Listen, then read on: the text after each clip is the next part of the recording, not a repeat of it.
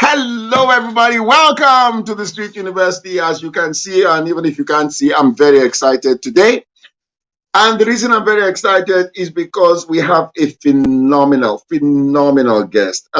Somebody who is my family. You know, when you say someone is your blood, this person is my family. Anything that concerns him concerns me. And he's here. Oh my God. You know, isn't that interesting? Last week I had my brother Aki. The show before, I had Fumi, my daughter, telling us about Instagram. And before that, I had Tom and Kalpa telling us about how to start a YouTube channel and all that. So it's been a family affair. But the good thing is, you're members of my family. So come on, who is on board? Let's know you're here and just share, and get this word on. And today we're going to do something we have never done on this platform. I promise you. We are going to do something we have never, ever done. So wherever you are, just invite your people, your people, get them on board and tell them it's happening. And Wale Boy has said we're going to do something we have never done before. So Taiwo, you are there. Habariako, Taiwo. Okay, who else is here? Come on, where are you? This is going to be just, I mean, wonderful. And Taiwo, I actually wish you were backstage so we could have this conversation, because this guest is somebody that we have come from so far with, and it's just amazing. It's just amazing. The consistency, family. Dorcas, Karibu, I've been waiting for you. How are you today, Dorcas? You are going to love this session. Oh my God, you are going to love this, because I know you like music. You are going to love this session, and we are going to do something we have never done before. All right, so keep bringing everybody on board. Keep bringing everybody on board. All right. You're welcome. Who else is here? Keep coming. Of course, we're going to have this on the Street University website after, but it's been nice to see who is here right now. Keep coming. You're very, very welcome. It's going to be a great session. A very, very great session. Oh, my goodness. Let me tell you something. We were saying this. Hello, Joss. Yes, Oliver, Karibu. Yes, Dorcas. This is going to be something else. Yes, Joss, it's hint, music. Yes, hint. And hey, I might even do something you've not seen. I know we are going to all do something we've not done before, but I am going to do something absolutely. I told my wife today, the things I'm planning for this session. Hey, wahala. Edna, welcome. This is so good. All right, so I give 60 seconds more before we kick off and we invite our guest here. Yes, Edna, get them all here, because today is going to be like none other. It's going to be like none other. An amazing session like we have not had before. So welcome, everybody. We're going to be taught. Hello, Felicia. Flesh and blood has not revealed that to you. Felicia, now you're talking. Oh my goodness. Yes, so hi, Liz. Karibu. How are you? Oh, by the way, Liz, there's something I have for you immediately after this session. Tafadali, give me a call. There is an assignment I have for you. You're going to like it. I promise you. All right. Who else is here? We're going live. We're going up right away. So, ladies and gentlemen, before I even bring him up, let me tell you a little story. No, I'm going to tell you the story because I want to be looking at his face when I'm telling you the story.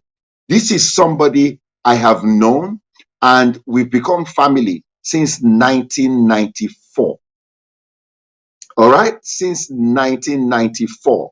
Now, believe it or not, this is a pioneer. This is Pastor Ian taught us about the apostolic, about the prophets, and all. This is an apostle in his area. He broke ground for, I was going to say for many people, for everybody. This is the father of contemporary gospel music in East Africa. Ladies and gentlemen, let's put our hands together for the great Pete Odera. Come on, come on, come on. The great Pete Odera. There he is. There he is. There he is. Hello, everybody. It's great to be here. It's so great to be here. Thank you, Dr. Wale, for inviting me. I'm just so happy to be here. Oga Peter. Oga Wale. Oga Peter. Now, this is it. I am so excited. Ladies and gentlemen, look at that. Isn't this amazing? So I'm going to tell you a story, and I'm going to make sure he is full screen while I'm telling you that story. So look at the expressions on his face, okay? Just look at his face. You see this guy? One day, I had just come to Kenya. I think it was about 3 or 4 days after I came to Kenya. I was staying at the YMCA. And then we were hungry. And it was a Sunday. We just wanted to go out. We just wanted to go out and have a look at town. So this Sunday afternoon, we went to a place called Barclays Plaza. Okay? It's now Absa Plaza, isn't it? Absa, whatever. Barclays Plaza. Now, at the basement of Barclays Plaza, now only people, my people like Edna, like Dorcas, there's only a generation that will understand the language I'm speaking right now. Because at the basement of Barclays Plaza was a restaurant called The Fern. Okay? So we went down because I had gone there. My early trip to Kenya, I had gone there. So we go to The Fern with Taiwo, and Tomide was a little boy then, Okay. So we get to the basement of we get to The Fern, and we see a crowd. We see a crowd. Now, one thing that had happened was my previous trips to Kenya, I was really upset because all the churches I went were full of old people. And so I was asking, where are the young people? So as we come down, it was like when Trump was descending in that elevator at Trump Plaza. As we were as we were going down, I see all these young heads. And I say, these are my people.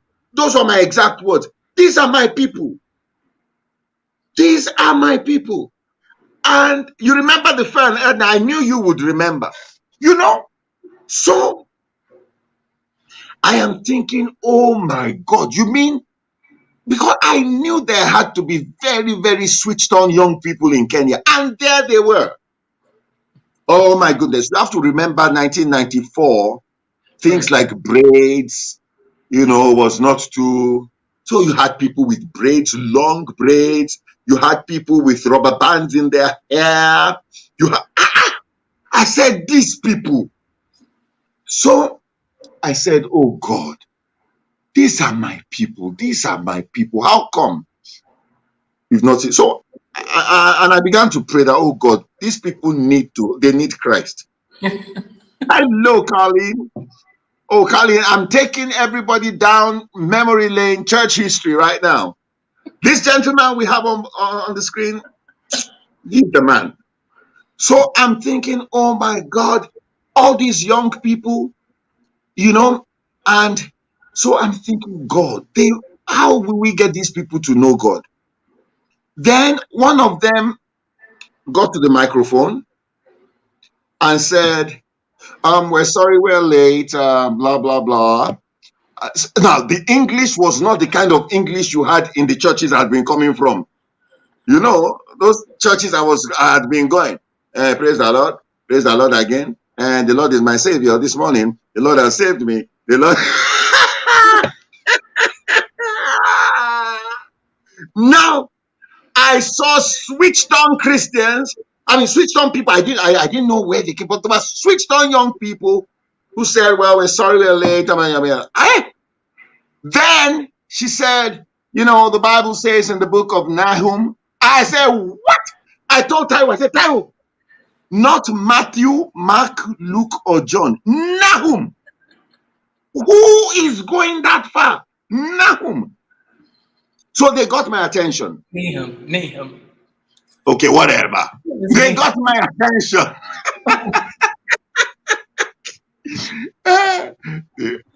They got my attention.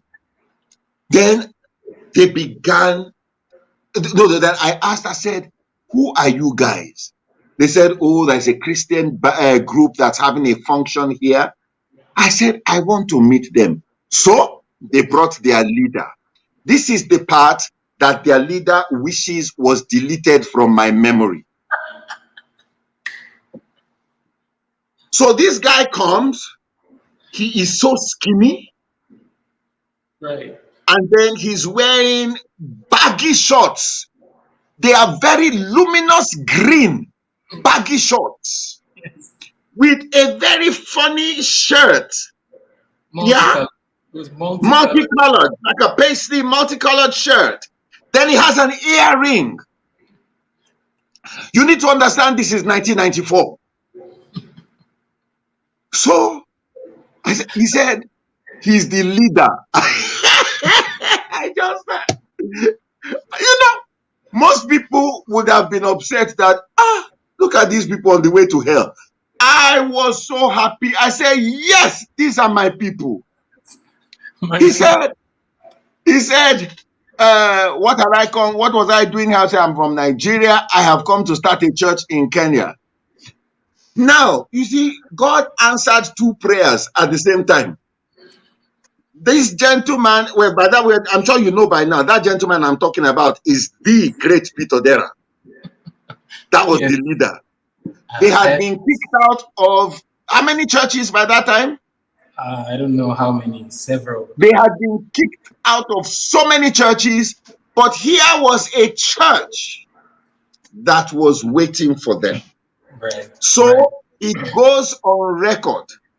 Yes. Pete Odera was my church member 001. Yeah. Church member 001 1994. 1994. 001. Amazing. By the time I was leaving 98, that church had about 5,000 attendants. Mombasa had 3,000. Nakuru had 2,000. We had Nyeri. We had Kapenguria. We had Kitale. We had Nakuru. I mean, I said Nakuru. We had all over. But Pete Odera was 001. Wow. So Pete, it's wonderful to have you. Oh, and by the way, you know, in the early days, we were so poor that even the poor called us poor. Pete was the first person to buy me a whole chicken. Because, you know, we used to walk past those Ken Chick, and we walk past those chickens, you know, and we're like, which people can afford to buy this kind of chicken? Somersaulting chicken is what you used to call it. Somersaulting chicken. Who can afford to buy this? Barbecue chicken. But Pete, yes, Dorcas was in Kitale and Kapenguria Church. Yeah. But Pete Odera was the first one. He also goes on record. Not only was he church member 001, he's the first one to buy me a whole chicken in Kenya. And your harvest of a poultry will come. So, ladies and gentlemen, Thank please, you. it's so wonderful. Pete, it's wonderful having you here. I've never introduced anyone for this long. Thank, Welcome, Pete. Say thank you so hello. much. Let's start with that. You saying hello, and let's hear from you before I Hi, ask you the first question. hi, everybody. It's just so wonderful to be here at the Street University. And I want to deny everything that Dr. Wale has said as this is a figment of his imagination. He's got a very big imagination. He actually thinks that this thing is true. These things never happened at all. I, no, I'm kidding. It was really a fun time. Even though we laugh about it now, Dr. Wale, that was a very painful time for us because the rejection was real. We were trying to do something for our generation. We were trying to do something that was, I think, legitimate, but highly misunderstood by the leadership at the time. I'm not even sure we had a full grasp on what it was that was actually happening to us, that we were becoming culture shapers, that we were becoming determinants of the future of so many people. How many years later, 30 years later, we begin to see some of the fruit of what we're doing from all over the world. I've show up at, I know that I was at I was in Nashville. I think it was some years ago. I was in Nashville, in a church in Nashville, at the end of 3 services. I finished 3 services. I was coming off the platform, and this, to me, what looked like an African American girl who stepped straight out of an Ebony magazine, was waiting in line to say hello to me. So I got to her. She was the last person in this sort of, coming to the. I was at the base of the platform, and when I got to her, she said, "Hi, Pastor Pete.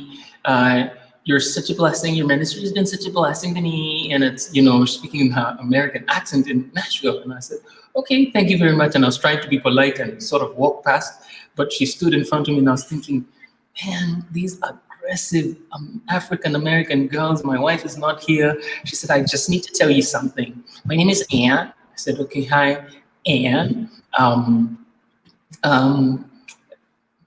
Like, tell your story." And this is what she said. She said, "You came to my high school 13 years ago." I said, 13 years ago? I was trying to backtrack and calculate. I said, 13 years ago.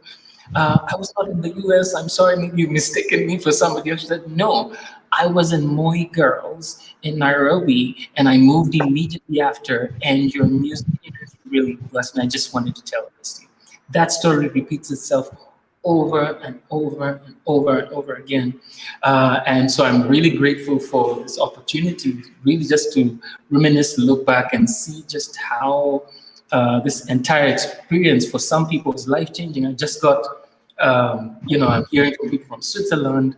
They're all over the world now, from that luminous green, from the luminous green beginnings, luminous green beginnings. So thank you for the opportunity as well to be here at the Street University. Thank you, Pete. And you had some, I think people don't know the gravity of, many times I look back and I conclude that we were in a state of unconscious competence. That means things were happening, but we were not fully aware of Yeah. what was happening, because even our church, everything that was happening, when you look at the society today, Right. you find out that, let's start with people who were singing backup for you, who have now made big names. Give us some names. Wow, backup vocals for us was definitely on top of mind. Comes what's that? MTV Wahoo. award winner is Wahoo. Wahoo Kage was one of the backup vocalists. Some young man who came and ran to join me one day, I said, "I just like to sing." He ended up being background vocals for me. That was the now famous Eric Wainaina. Playing the keyboards, of course, was the great producer Ted Josiah, and on and on and on. There's just so many that have come out of that experience. It's quite something. Quite something. It was really a move, when I think of it. And, ladies and gentlemen, I think one very important thing we need to get from here is this: that which the builders reject always becomes the chief cornerstone. Right. And I think we need to be careful. But you see, for me, it was an answered prayer because, you know, I just was looking for these young people, and there Right. they were. Yeah. So you have somebody who has built a house looking for young people to fill it, and then you have young people We're who have looking been for a kicked house. out of houses looking Yeah. for a house to be Yeah. in, Yeah. you know. But Pete, you know, a lot of people that were with us at that time, Yeah. quite a number of them have done very well, but some fell along the wayside. Right. How, I mean, when they became popular, they got money, it got into their heads and zoom. Yeah. How have you stayed consistent?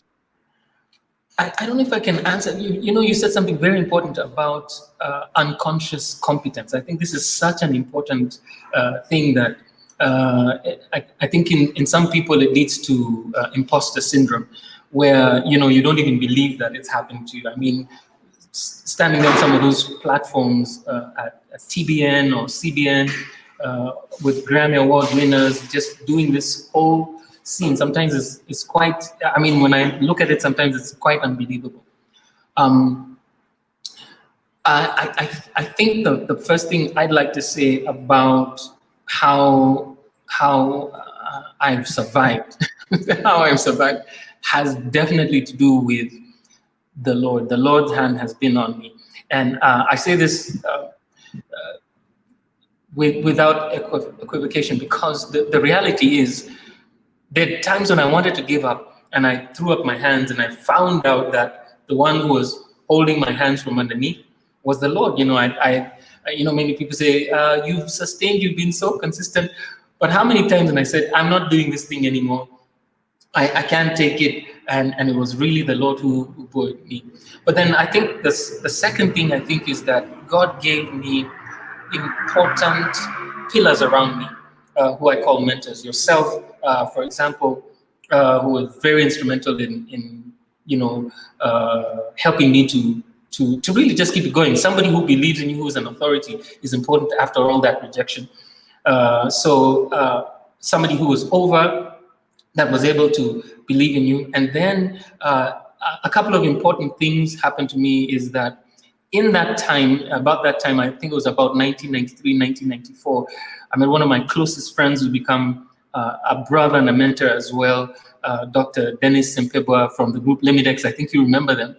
Yes. People who were in this were doing exactly the same thing in another part of the world and had succeeded. So being able to see what other people have done and being encouraged by a brother. So not just having a mentor, but also having comrades, so that people who are in the same space. So I think having those kind of things help. A funny thing, maybe lastly I'd say, has to do with foundation. I came from almost not a traditional Baptist church, but an evangelical church who are very strong in biblical teaching. And so, I mean, we did Bible studies on Romans over and over again. I can teach on Romans over and over again without fail. It's one of my favorite books. We memorized the scriptures. We did a whole, in fact, we memorized entire books and chapters. And so by the time someone like Sally was saying, Nahum, this was as a result, I met Sally actually at a youth camp, which was run by one of the churches that we attended. This was amazing. This was the amazing thing. So the foundation in the word was deep. We had this camaraderie, and then we just had this apostolic pastor who just didn't care what people thought, and allowed us to wear our braids, our earrings, our multiple colored clothes, and sing this insane kind of music and just do what, I mean, it must have been a headache. I can imagine having people like that in your church and the kind of pressure it is. So those are the things I think that help sustain me. I'd say just off the top of my head. You know, I nearly got deported because of you guys.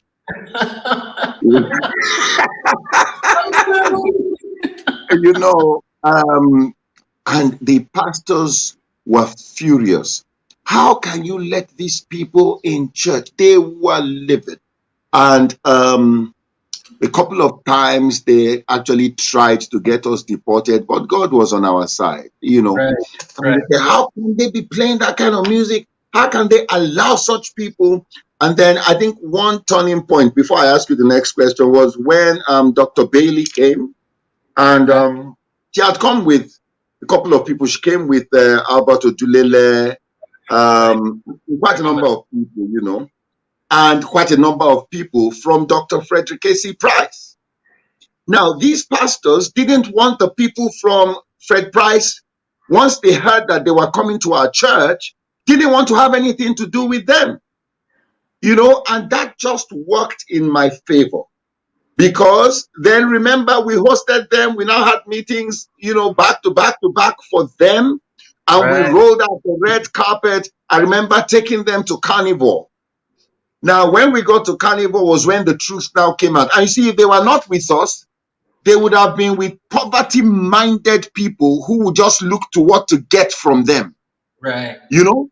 But we decided we're going to roll out the red carpet. I refused for people to look at us as, oh, the poor Africans. So we gave them 5-star treatment. We took them to Carnival to eat, you know, the best of the best. At that time, I don't know if it still is, Carnival was one of the top 100 restaurants in the world. Right. You know? So yeah, 5-star. They were blown away. And that's when the truth now came out. They said they had been told that, oh, in Africa at 8 p.m., the power goes out. So all of them came with their flashlights. They came with water. They came with all sorts of things. So they said they came prepared to suffer for the Lord. So you can imagine they're now taking videos, eating chicken and saying, Dr. Price, we're in Africa and we're suffering for God here. You know, it was something, but you dared to be different, Pete. You dared to be different. Where did you get the guts? Because there are people here who maybe they have an idea that's going to make them different. Yeah. Where did you get the guts to be different? Where did that come from? That, you know what, I'm going to be different. I know I'm different. We are pioneers, and it doesn't matter what anybody says. We are not going to stop. We're just going to stay on track. Where did that come from?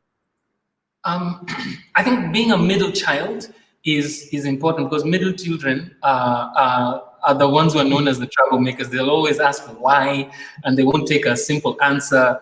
So that may be partly to do with it. I'm a middle child.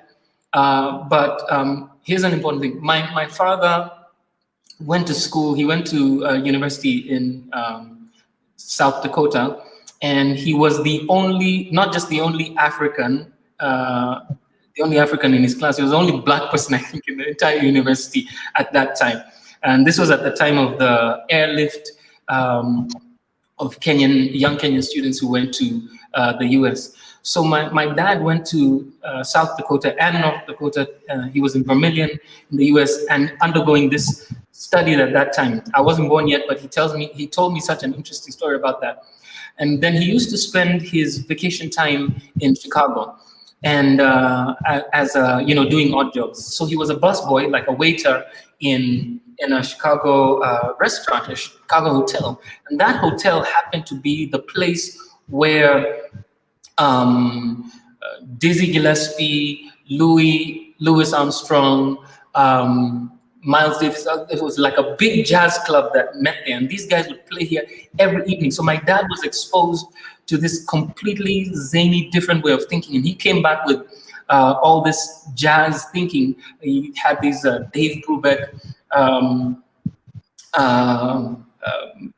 Louis Armstrong, and just this jazz music, which many people weren't switched on to. So my father was sort of swimming against the current, and then my father ended up becoming the speechwriter for the first vice president in our country. And when the first vice president decided that he was going to go into the opposition and move away from the ruling party, we were sort of co-opted into this sort of opposing swimming idea. So I was born into that whole, when I was born in 1969, there was a big opposition movement that was starting. There was a big clash between the first president and the first vice president. My father was in between because he was the speechwriter. My father then went to jail he was detained without trial.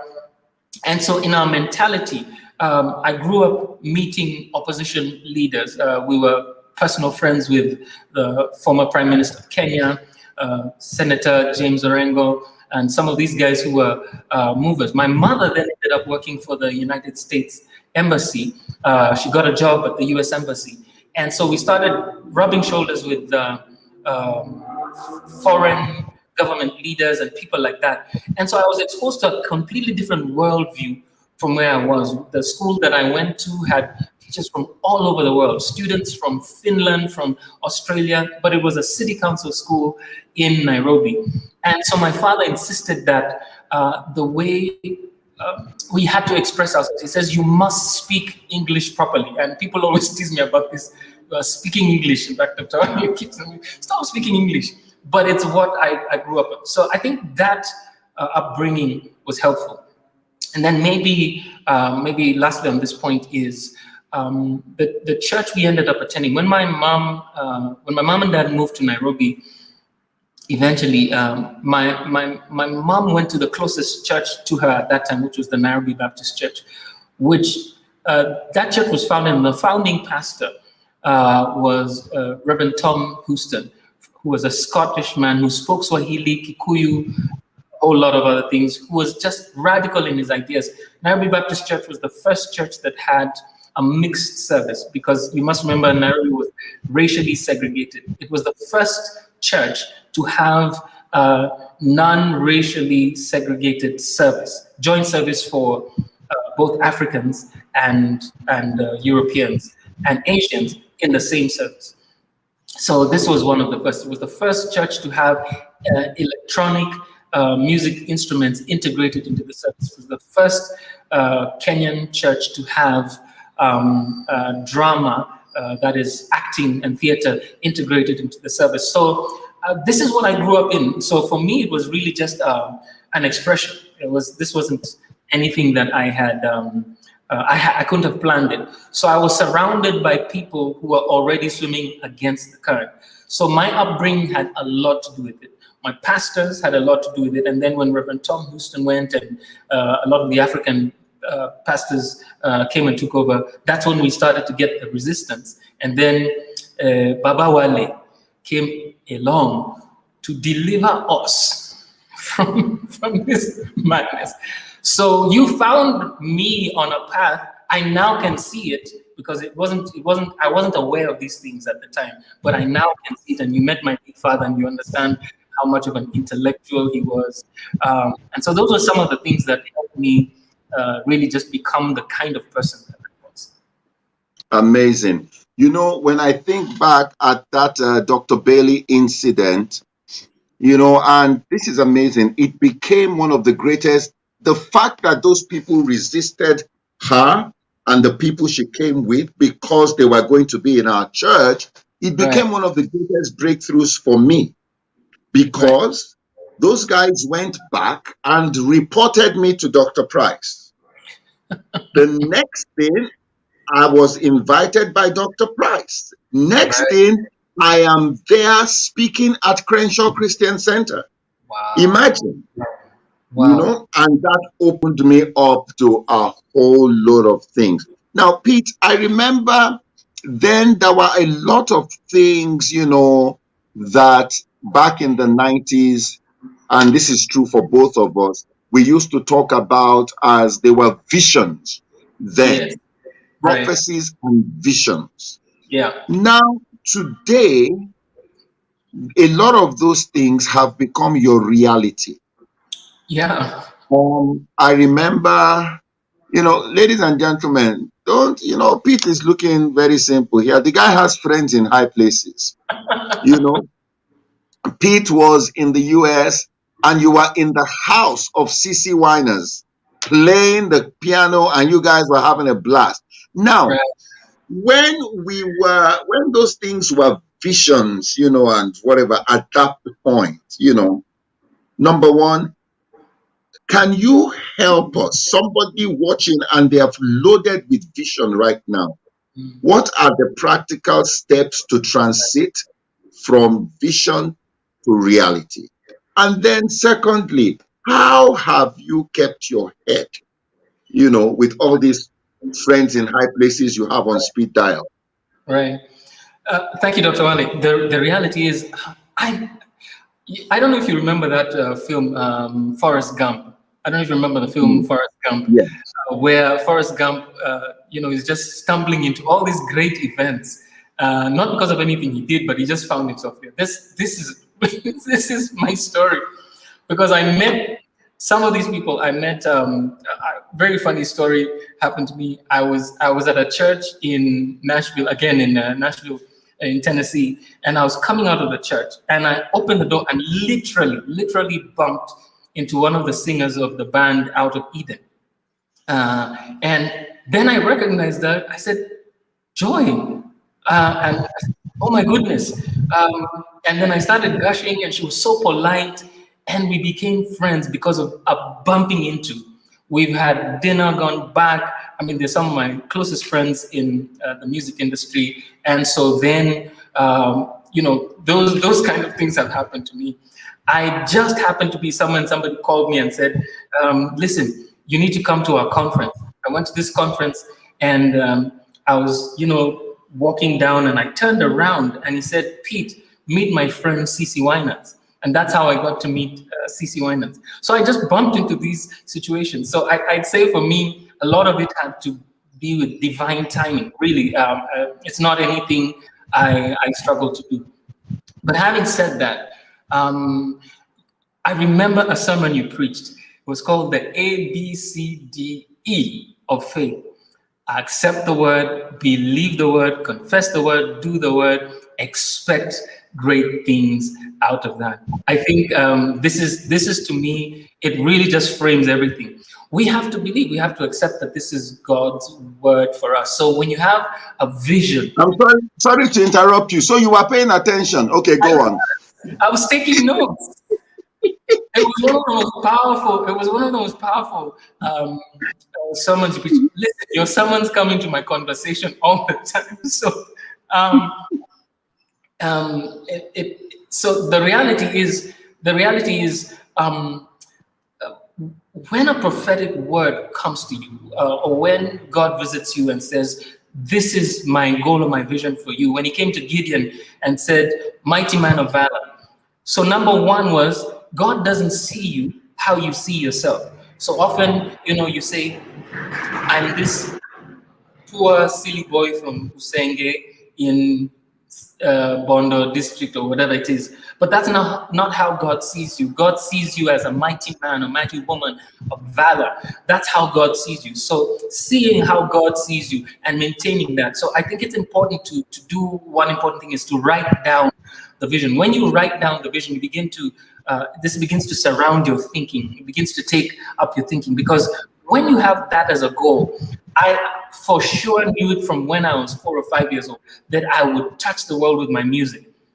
I didn't know how. I just knew it would happen. And so for me, tattooed, ingrained in my being, I kept writing these things down. And so I write every now and again, I write down my goals. So writing down your goals and the things that God has spoken to you, whether it's your dream of what you want to do, whether it's a house you want to build, whether it's a life that you want to develop, whatever it is, writing down those goals is important. And then definitely prayer. You keep praying. The Bible says in Luke 18, Jesus says, when the Son of Man returns, shall I find faith? And he goes on to say, just before that, he says, men ought to pray and not give up. And I think that idea of continually praying, especially for the big dreams and the things that God has promised you, that's so important, to continually pray, that if you don't see it in December, you say it'll be next year. If it's not next year, it's the year after. And I really believe that in every year or every so often, you need to come to this place and remind yourself of the milestones that God has brought you. So I think also putting markers and saying, God helped me with this lion, God helped me with this bear, this Goliath that's facing me is definitely going to come down. So looking back and then saying, these are the milestones that God has done. So setting up times of reminders, as well as setting up times to visualize and dream about what God has for you for the future. I think this is important for me. And then also, I think this is a critical thing that I now tell everybody that I'm mentoring, wherever they are in the world, is build around yourself what I call a vision community. You need to build a tribe around you of people who believe with you, who when you stop believing, they can speak your dream. And that's what Habakkuk says in chapter 2 and verse 2, that says, write the vision down, make it plain so that whoever reads it can run with it. So there's somebody who's going to run with it.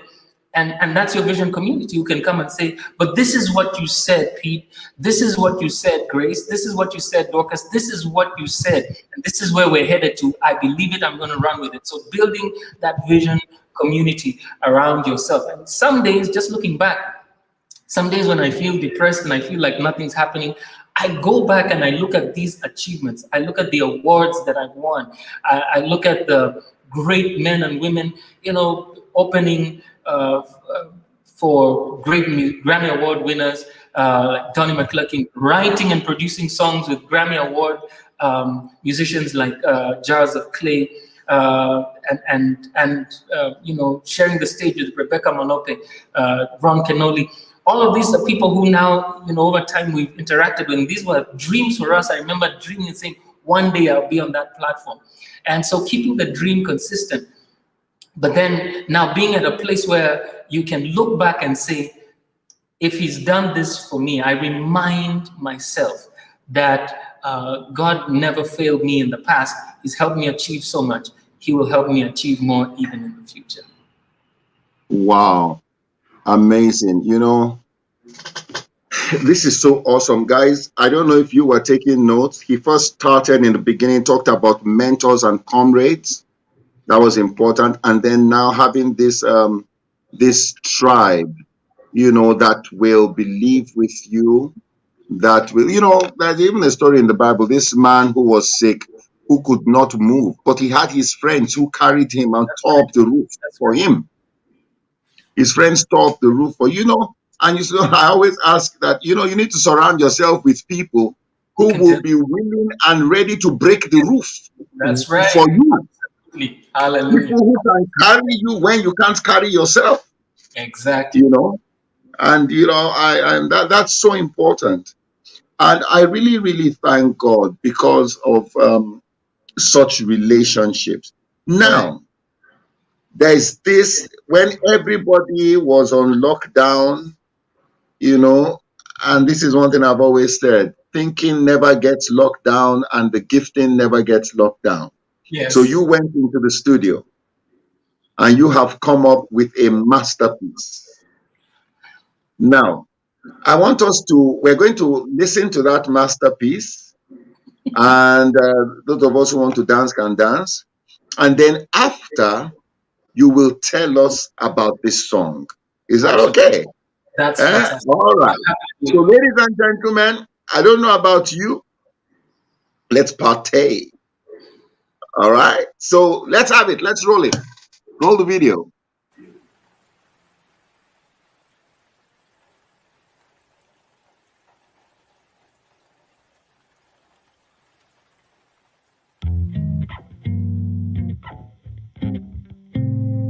I once met a woman who'd seen life pass by. She visited hunger and watched children die. I asked if she still found a reason to smile. Oh yes, she answered, and I'll tell you why. Oh yes, she answered, and I'll tell you why. Our bodies may die, but life goes on. The sun is shining after the storm.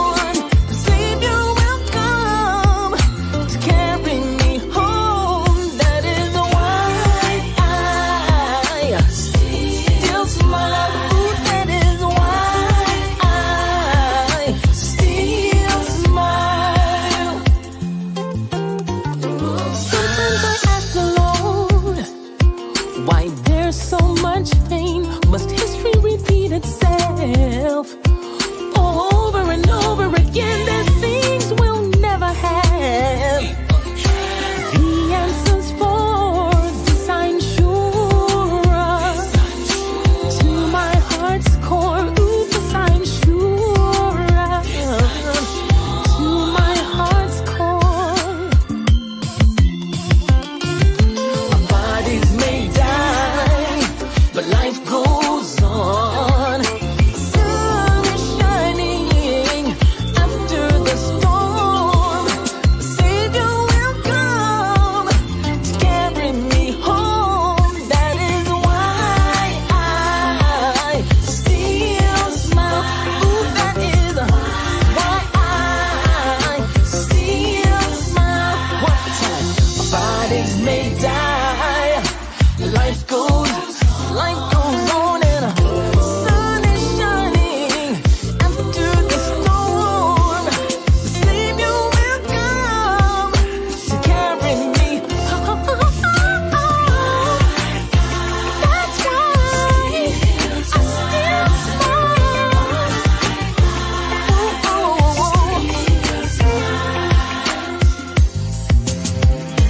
Said I smile. Said I smile. Woo. I smile. Said I smile. The devil is a liar. I smile. Woo. Said I smile. Said I smile. Wait. The devil is a liar. I'm smiling. I smile. I'm smiling. Smiling in the morning. Smiling in the evening. Smiling when it's shining.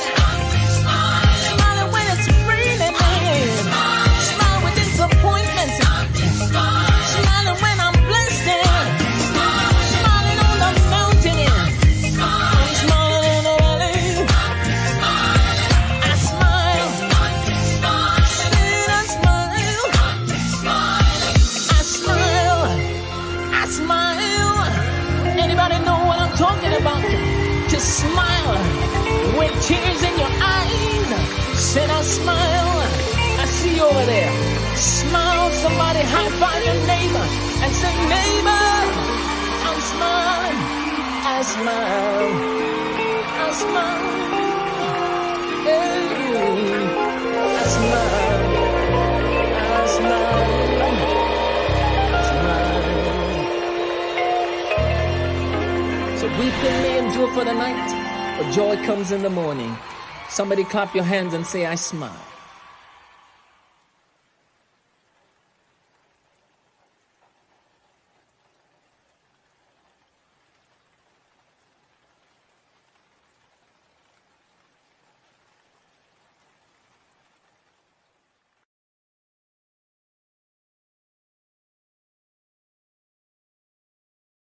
Get back. Yes. My goodness. Said The I smile. Dawn himself. Said The I Dawn himself. God. smile. I'm smiling. Thank you. Amazing. I was dancing like a fool here, man. Woo! So tell me, Yeah. what inspired that song? You know, it's this kind of song I've been telling you. I believe that's the kind of song that should be an anthem during this period. Right. What inspired that song? It's a funny story. So in 1994, I think it's the same year I met you, or the year before. We ended up as Heart in Samawati Studios, the studios that were run by Guido Kipkosia and Suzanne Gashikian. And that started a relationship with Suzanne. And Suzanne was a songwriter, producer. They had this band that was way ahead of us at the time.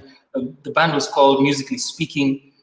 Yeah, just a phenomenal band that was doing incredible things. They were touring the world and what have you. We were still small boys. And She came to me one day, literally, she came to me and said, Pete, I have a song that I think might work for you. Now, what had happened with the song is she had written the song and put it on one album, then gave it to another guy, gave it to him, they put it on another album. But that song, back in the day, how there was one or two hit songs, and then there was like song number 7 somewhere that were just feeling it. It felt like that. So when she gave me the song, she said, do something with this song. I listened to the song. I said, this song is about smiling. How can it be so melancholy? If you listen to the original song, it was like very melancholy and slow. I said, no. So I rewrote the song and added my own, one person said, derification to it. Derification. And so we became co-writers of the song. So I said, okay, let me produce it. And so I rewrote and then co-produced with her nephew. Now I need to tell you about her nephew. Her nephew is called Ulopa, is this fantastic producer who your son will probably know, that you probably don't. So Ulopa, what do you mean? Are you saying I'm old? What do you mean that I won't know that person? I am current. What do you mean? I'm saying so Ulopa's grandfather was one of the co-writers of Kenya's national anthem. Wow. So Peter Kibukosia is Paul Kibukosia's grandfather, late grandfather. So now the idea is to work with this this producer, songwriter, and bring out this song. And so that's what we did. We redid the song and produced this thing. The idea for the song is really what it is to bring joy to a dying world. The world is so full of negativity, so full of heaviness, so full of problems, that at this time I said, you know what, we wanted to release the song at some other time. It didn't work last year, it didn't work. Eventually we got the video done together. Eventually we put it together. Eventually it got to where it is today. And a week ago, we released it. No, it wasn't a week ago, the end of last week. So here we are. So the idea is that it becomes an anthem to help people. In fact, to help people smile again, and that's what I'm calling this campaign, Smile Again campaign, Tabasamu Tena. You can take it up in whichever language. I don't know what you say in Yoruba, but nowadays, since you speak Swahili, Tabasamu Tena. So, guys, you have heard that. Let us make this song an anthem. Let us spread it. We all have our circles of influence. Just begin to share that song. Tom, if you can put the link for the YouTube thing there, just put the link and let's just share this, because people are going through so much. And when I heard that song, because it just brings a smile to your face, So guys, please, let's do that. Let's share it widely. Let's make it viral. Let's push it everywhere we have people. Let's make sure we share this song there. All right, very, very important. There's a request here. Thank you, Tom. Thank you for putting it there. So guys, there it is. That's the link. Share it. There's a request I have received, Pete, that on the 9th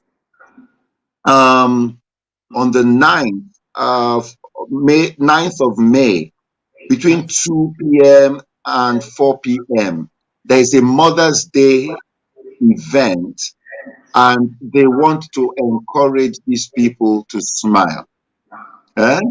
So I will put you in touch with the people asking about that right now. Thank you. They just want you to put a smile on the faces of people. You have so many people who have lost people. So we just need to put a smile. Ladies, and they're, sorry, I've been corrected. These are for people. It's a Mother's Day celebration. Listen, for mothers who have already gone on. I see. Celebrating those of us who our mothers have already passed on. Just celebrating them. So I beg or Peter, do this for Wale, I beg. Hey, thank you. You're So welcome. we just get people smiling. Wow, Absolutely. what a day, Thank you so much. This guys. is fun. This has been great fun. I'm very encouraged. I'm smiling, as you can see. It's an infectious song. It makes me smile, so I hope that it makes you smile and everybody else who it comes in touch with. And a lot of people wouldn't know you did. The only other people, well, people in that video, that's your wife and your daughters. How did you pull that off? Uh, COVID, COVID, because we couldn't shoot. We, you're trying to do your social distancing. You're trying. In fact, at one point, at the original lockdown, we found ourselves outside of the metropolitan area. So we had to improvise. We couldn't do performances. So I said, you know what? Here's what we're going to do. I said, you guys are going to be my video. You're going to be in the video. And they said, cool. So my daughters, my wife and my daughters said, that's a good idea. And so that's what you have in the video. So we shot it literally at home, and here you are. Here we are right now. It's a music video on YouTube, and it's actually on downloading on Spotify, and iTunes and Amazon Music now. In fact, we just concluded that yesterday. So it's happening. It's happening. Oderification. Oderification. This is amazing. Guys, again, like we have been talking since we started the pandemic streams, just look around you. There is something you can do around you. Think of that. The Yeah. music, the video, his wife, his children. It is such an amazing production. Right. So, guys, I believe this has added value to you today. As always, thank you so much, Peter. Do you have any parting shot for this amazing team? Yeah. Well, it's really just what you said. God will use what you have to take you to where you need to go. He asked Moses, what do you have in your hand? So whatever you have in your hand is what you have in your hand. And I think saying, I don't have this or that, sometimes is an excuse that we easily go to. And sometimes that may be true. But let's stop saying, what don't I have? Let's look at what you have. And God is going to use what you have. David had a sling and a stone. So what you have is what God will use to bring about the change and the transformation that is needed in life. That's the elevator to the place that you need. The elevator you need, you already have. His divine power has given us all we need for life and godliness. So the elevator that you need, you already have. You can turn your story. In fact, sometimes it's just your story. You can talk about the bad things that happened and it becomes a bestseller. So look at life from that perspective. What do you have? What do you have? What has life dealt you? Take that and use it to powerfully transform you. Your elevator is with you. Odera Peter, ladies and gentlemen, there you have it. Thank you for having the master himself. What at that time, an hour goes so fast when you're having fun. What an amazing, amazing evening. Thank you so much for being here. Thank you for always being there for me. Anytime we call, you are right there. And thank you. We're so grateful for the bond God has put between our families. And I know that the best is yet to come. Ladies and gentlemen, thank you so much for being here. Those of you who have, you're welcome. All of you, thank you so much. And I say the best is yet to come. And this evening, those of you who are going to be joining us at 9 p.m., Wale Akemi Resource Page, we're going to continue our discussion on the abundant mind.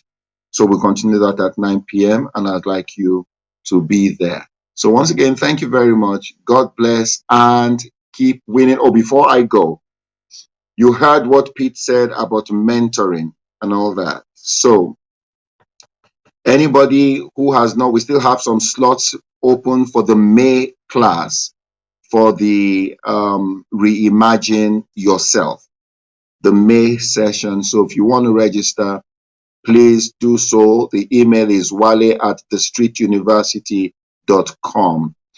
Some of you, we had some challenges with payments coming in from the US and Europe in the last 2 days, but that has been sorted now. We received payments from Europe yesterday. So, Colleen, sorry about that.